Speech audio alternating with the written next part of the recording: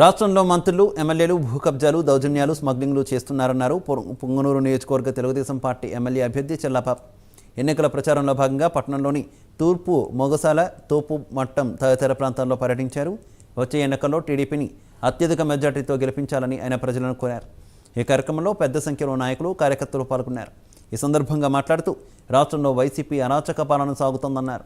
YCP నాయకులు భూములు కబ్జా చేస్తున్న అధికారులు పట్టించుకోవడం లేదన్నారు. మంత్రి పెద్దిరెడ్డి రామచంద్రారెడ్డి పొంగనూరుకు చేసింది శూన్యం, ప్రాజెక్టుల పేరుతో రైతులను దోచుకున్నారని తీవ్ర విమర్శలు చేశారు. రాబోయే ఎన్నికల్లో చంద్రబాబు నాయుడు ప్రభుత్వం కావాలని చెప్పి ప్రజలు పూర్తిగా నిర్ణయించుకున్నారు. అదేవిధంగా ఎక్కడ చూసినా మహిళలు పెద్ద ఎత్తున స్వాగతం పలుకుతున్నారు.